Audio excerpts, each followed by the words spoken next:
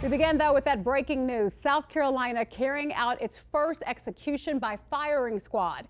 67-year-old Brad Sigmon is set to be the first person to die by firing squad in the U.S. since 2010, and just the fourth since the death penalty resumed in the U.S. 49 years ago. Unless the governor or the Supreme Court grants him a last-minute reprieve, Sigmon will walk into the death chamber, be strapped into a chair, and have a target placed over his heart. 3 volunteers from the State Department of Corrections will be the ones on the other end of those rifles, and they're said to be designed to shatter on impact those bullets. Sigmon admitted to killing his ex-girlfriend's parents back in 2001 with a baseball bat after she refused to come back to him. On Thursday, Sigmon signed the U.S. Supreme Court to delay his execution so that he could make an informed decision on his choice of execution method. Well, Brian McConkey from our Sinclair sister station in Columbia, South Carolina, now joining us. And Brian, this execution has caught the attention of people all over the world. In fact, you're standing in the middle of what has become a media circus as people are waiting for this to play out. It really has. This is now the 4th execution just in the state of South Carolina since they lifted a pause on capital punishment here in South Carolina back in September. This time, the media presence here is significantly larger than it has been in the last 3 executions that have been carried out here in recent months. Now, in the last hour or so, the U.S. Supreme Court did turn back Brad Sigmon's final appeal for a halt to this execution. So as it stands right now, the governor, Henry McMaster, here in South Carolina, is the only one who can stop this from happening. We have gotten no word either way yet from the governor's office, as these are always right down to the wire decisions, no matter if it is a yes or no on whether to move forward with an execution. But no governor since 1976 in what will now be 47 executions has ever stopped one. Wow. And Brian, you know, this was originally scheduled for 3 p.m. our time, 6 p.m. your time. It's now 2 minutes after the hour. Has it happened yet, or any word of when it could happen? If all is going according to the schedule, the process will be taking shape right now.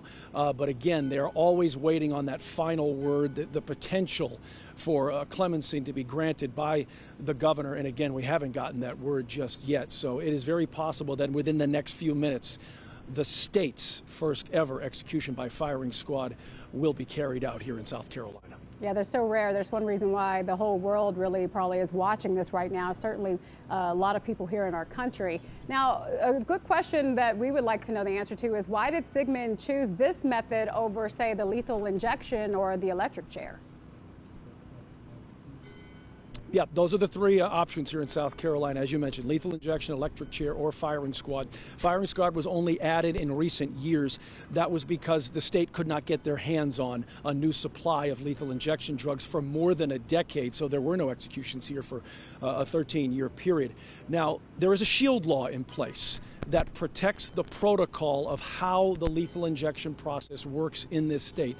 It shields the drug supplier's name, the process, how it works, how the dosage is administered, who's involved with the actual execution process. So any appeal to higher courts by the defense team for Brad Sigmon have been turned back because that information is just not going to be given up. In fact, the ACLU here in South Carolina is challenging the state's shield law in the U.S. Supreme Court, but still there's no determination on that and probably won't be for quite some time. All right, so he decided to go with the chair, with the firing squad. He'll be sitting in a chair, and some people who have talked about this have said that they believe that that's a more humane way to go because it's a lot quicker, they believe. How does this firing squad actually work? There are 3, what we are told, volunteers who are employees of the Corrections Department. And again, the shield law protects a lot of the details of that as well. Here's what we do know. I heard you mention some of it in the open there. They are positioned roughly 15 feet away, roughly the distance from a free throw line to a basketball hoop on a court. So this is very close. Sigmon there will be positioned in a chair, strapped in, hood over his head, target over his heart. All 3 of those executioners will fire at once. All 3 also will have live ammunition. For lack of a better term, the rounds in these weapons are hollow points, which means upon impact, they will shatter. essentially blowing apart Brad Sigmon's chest. I apologize for being so graphic, but that is the way that this has been described, how this process will be carried out. Yeah, and this is happening in front of witnesses, but from what I understand, they won't actually see the rifles?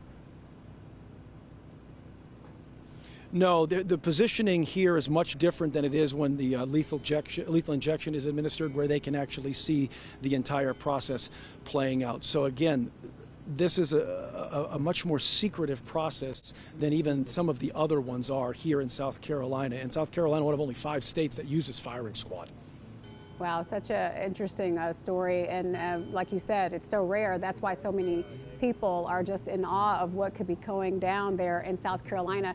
We want to thank you, Brian, for joining us and breaking it all down for us of how this is going to play out. We appreciate your time this afternoon. Thank you. Now to this, South